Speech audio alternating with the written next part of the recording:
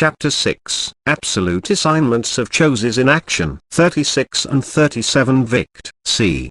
66. Sect. 25. Subsect.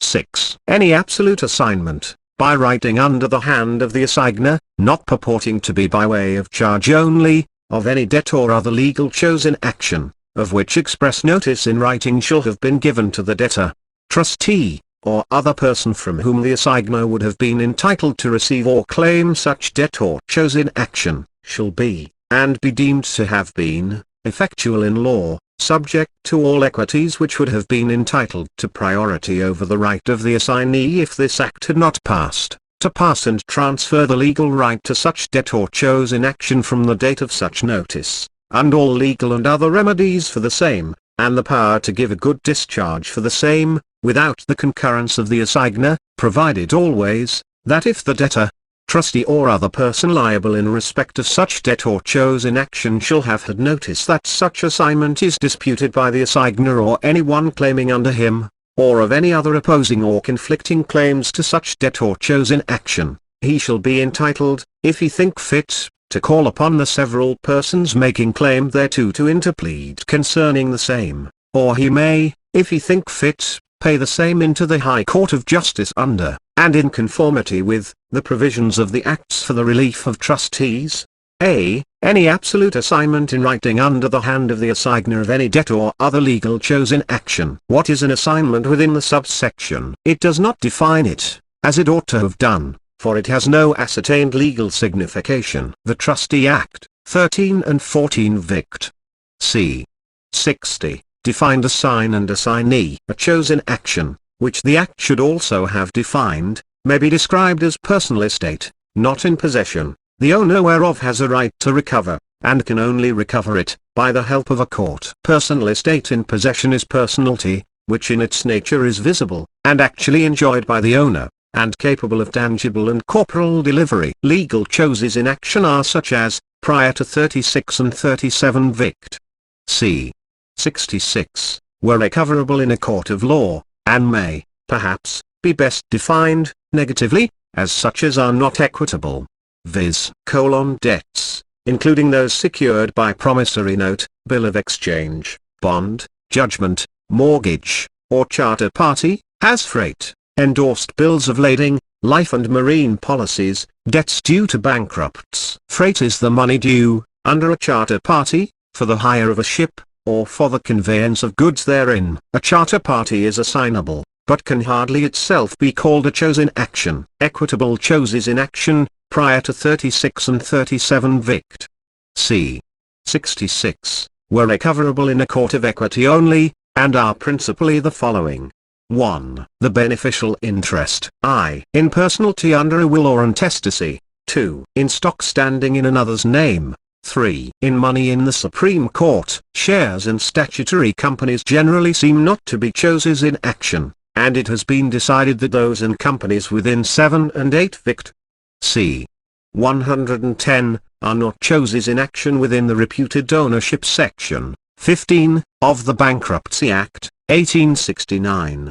2. Judgments, if enforceable in equity. 3. Where a legal debt has been settled in trust, or is held in trust, the beneficial interest in it of Cestuique Trust. 4. Where the trust in a legal debt, e.g., the interest of Cestuique Trust last named, has been assigned, the interest therein of such assignee, prior to the 36 and 37 Vict. C. 66. The assignment of legal choses in action, except of those which by custom or by special statute were assignable at law as bills of exchange and of lading if endorsed, promissory notes, bail and replevin bonds, railway and exchequer, bonds, life and marine policies and bankrupt's choses in action, and the assignment of all equitable choses in action were known as equitable assignments. Such a term will henceforth be true only of equitable choses in action, the mode of transfer of which seems wholly untouched by the Act, since the words debt or other legal chose in action, which would, perhaps, have stood better thus, legal debt or chose in action, confine the Act to legal choses only, notwithstanding that the word trustee, occurring twice in the subsection, points prima facie to a case in which the assigner may be only the equitable owner. The mode of transfer under the Act, however, seems permissive only, not imperative. Transfers therefore of legal choses in action, it may be contended, may, while those of equitable choses must, be made as before the Act. The question also arises whether legal choses, which were previously assignable at law by the modes indicated by their special enactments, may not be legally assigned by a mere writing under the subsection, which is universal in its language, and, being subsequent in date, would override prior acts. The transfer, therefore, of both legal and equitable choses, independently of the Act, must be here considered. Absolute voluntary assignments. A voluntary assignment is not necessarily fraudulent, but if it is void as against creditors of the assigner, though they may not have obtained judgment. Large indebtedness, though not amounting to insolvency, would amount to fraud. Legal and equitable choses in action, then, are validly transferable without valuable consideration, so at least as to pass an equitable right and beneficial interest in them. 1. By declaration of trust, i.e., by any deed or writing, executed or signed by the owner, declaring or directing, or any verbal declaration or direction by him, that he the transferor or, in the case of equitable choses in action, his trustee, or that the debtor assenting to and acting on the direction, do and shall hold the chose in action in trust for the donee. Neither the word trust, or confidence, nor any form of words expressly constituting a trust, is necessary. The words attributed to the present Master of the Rolls, that for a man to make himself a trustee, there must be an expression of an intention to become a trustee, must be taken as meaning, not that such an expression is per se sufficient, for a valid declaration, but that there must be at least that, together with more, for a mere intention seems not enough. It has been held that any instrument affecting to be an out assignment of the transferor's whole legal or equitable interest to, or in trust for, the donee, however invalid to pass the legal interest, and in the case cited the chose in action was legal, would constitute a valid trust. But this decision, however weighty, must, for the reasons about to be adduced, not now be relied on as law. 2. By actual transfer, to donee or trustee for him. Neither the word assign, nor any particular language is necessary, so long as the formalities required by law for the conveyance of the particular description of property be observed. The authority of Milroy v. Lord, which was weakened by Richardson v.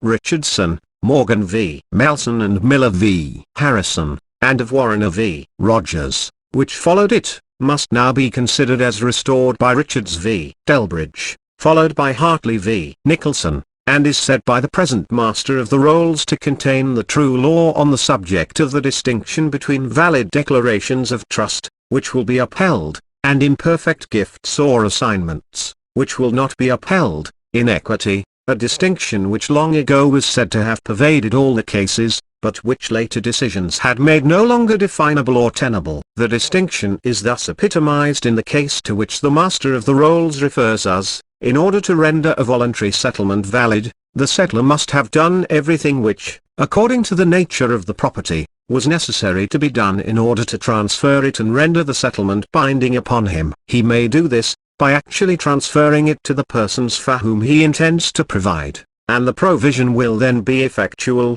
and it will be equally effectual if he transfers the property to a trustee for the purposes of the settlement, or declares that he himself holds it in trust for these purposes, and if the property be personal, the trust may be declared in writing or by parole. But to render the settlement binding, one or other of these modes must be resorted to, for there is no equity in this court to protect an imperfect gift for a disposition which is attempted to be made, and is made ineffectually, as a transfer, cannot take effect, or be upheld, as a declaration of trust, for that would be contrary to the intention, which was, that the whole ownership, legal or equitable, should be parted with, and no trusteeship remain in the transferor, or in any one else, for the donee. 2. Absolute assignments for value. The subsection is, as has been said, permissive, not compulsory, and does not include partial assignments, which must therefore, as absolute assignments for value may, be made as before the act. Previously to the act, if it were a legal chose-in action, which was so transferred, assent on the part of the debtor, and some valuable consideration for such assent, must have been proved, in order to give the assignee a remedy at law, because such an agreement amounts only to a simple contract, though if the transfer had been by deed, with a power of attorney, no such assent or consideration was necessary at law. In equity no such assent or consideration was necessary, either to the transfer of a legal, or of an equitable, chose-in action. Any words showing an intent to transfer were, and are, sufficient.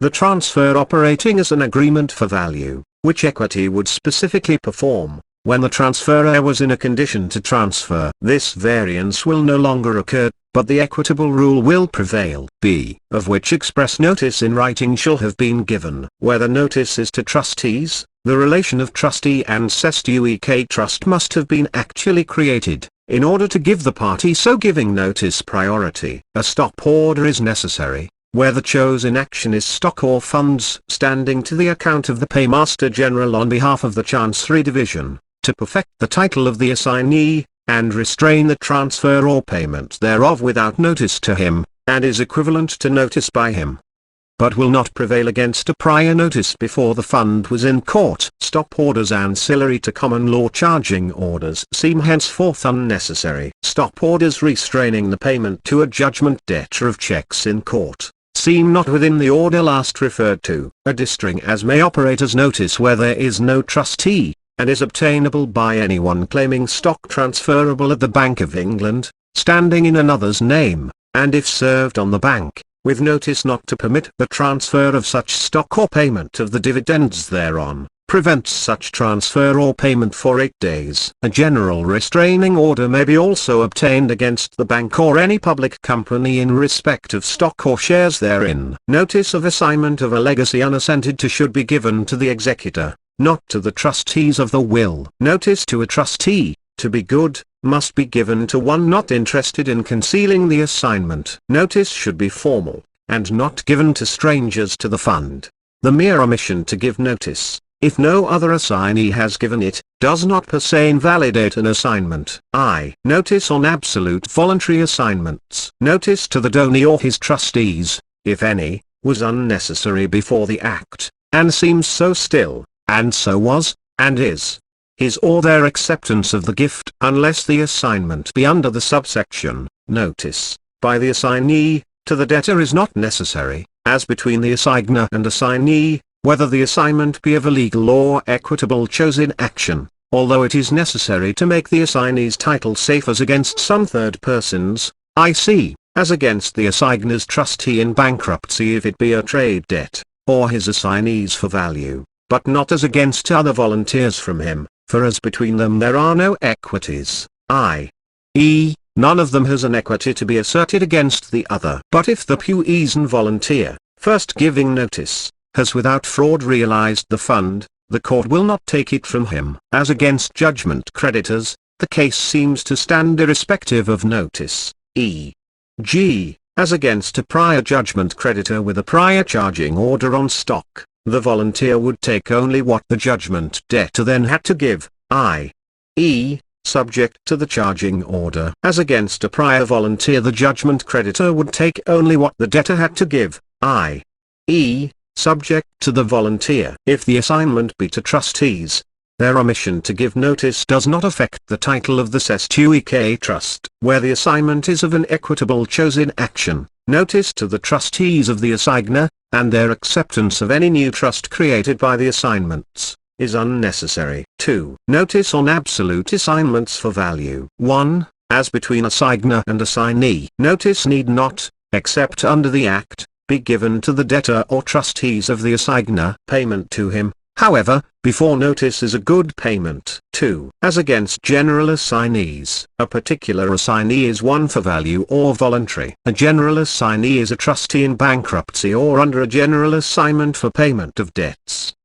Notice of the bankruptcy by the trustee in bankruptcy, for bankruptcy is not noticed to the world, and of the assignment by other general assignees, must be given to the debtor or trustee, to gain priority. 2. Notice by a particular assignee for value. to the debtor or trustee must be given before the bankruptcy or other general assignment, to give him priority, if the debt was owing to the bankrupt in his trade, but not otherwise. 3. As between particular assignees for value inter se. The priority of the notices they give does not necessarily ascertain the priorities of their assignments, e.g., if the subsequent assignee first giving notice took his assignment with notice. Notice which is necessary as against subsequent assignees to maintain, is also necessary against prior assignees to acquire, priority. Symbol. Priority of notice is a better equity than that in favor of the prior assignee arising from the doctrine that the subsequent one takes subject to equities.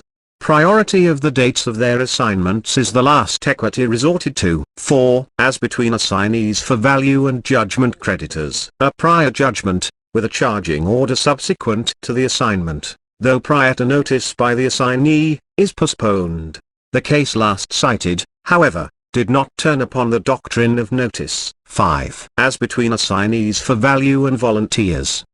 Subsequent volunteers. Notice is unnecessary, because the volunteer takes subject to equities, and has none. His want of notice, therefore, does not protect him, and his being the first to give notice would not give him priority. 2. Prior volunteers not giving notice. A subsequent assignee for value without notice, but not one with notice, has priority, if he gives notice. 3. Prior volunteers first giving notice. The volunteer has priority, even if the subsequent assignee for value had no notice, the gift being complete. C. Retention of the instrument of assignment, and of the security. 1. On absolute voluntary assignments. If the transfer of a legal chosen action is valid in other respects, tested as above, delivery of the instrument of assignment, if any, to the donee, or his trustee, if any, is immaterial as between the assigner and assignee, and also, it would seem, as between the assignee and third persons,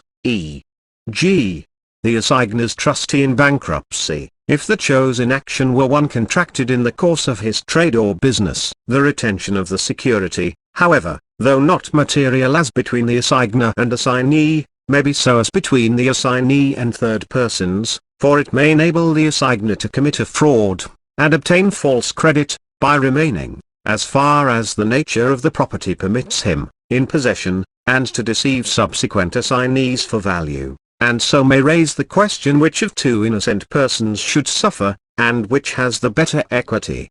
A better equity means, that according to the rules of equity it will prefer A to B. Therefore equal equities are impossible, except when the court refuses to interfere. In assignments of book debts and of equitable choses in action, notice alone is sufficient. 2. On absolute assignments for value. A purchaser will seldom part with his money without delivery of the instrument of assignment and security, so that it will rarely become a question how far the retention postpones his assignment, but if he does, it will, if unexplained, be negligence in him, disentitling him to favor in equity, and the law will be the same as on retention of the security on voluntary assignments. C. Subject to all equities which would have been entitled to priority over the right of the assignee if this act had not passed. I. Absolute voluntary assignments. 1.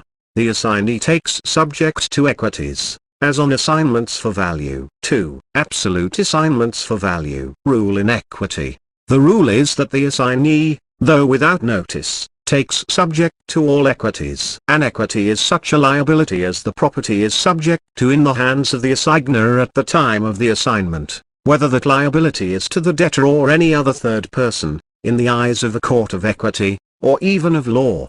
The chief equities, to which the property is so subject, are I. Set off claimable by the debtor. 2. The state of account between the assigner and assignee. 9. Partial or complete payment. 3. Lien of a solicitor on a fund recovered by him. 4. Lien of an executor on share of residuary legatee. V. Calls due from the assigner to a company. Vi. Stoppage in transitu. I.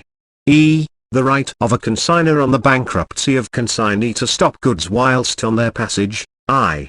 E. To direct the carrier to deliver to him the consignor, instead of to consignee or his assignee. 7. Equities of a wife. Exceptions to rule. 1. If the owner of the equity release the assigner, by writing or by conduct, or mislead the assignee. 2. A promissory note, or bill of exchange endorsed, not overdue. An overdue bill or note is not within the exception, if the equity on it be one which is not collateral to the bill or note, but attaches itself to it. E.g., the defeasible nature of the assigner's title, in consequence of possible payment by the debtor, or actual payment of an accommodation bill. I.e., one drawn, accepted or endorsed, without consideration, to benefit some other party. 3. A bill of lading endorsed by consignee. A bill of lading is a receipt from the master of a ship for goods put on board for conveyance, stating they are to be delivered to consignee or his assign. 4. If a contrary intention appear from the contract. D. Assignment by husband of wife s chose in action not settled to her separate use. A husband never assigns her separate estate. She may assign this as a feme sole. If she does not, and dies before him,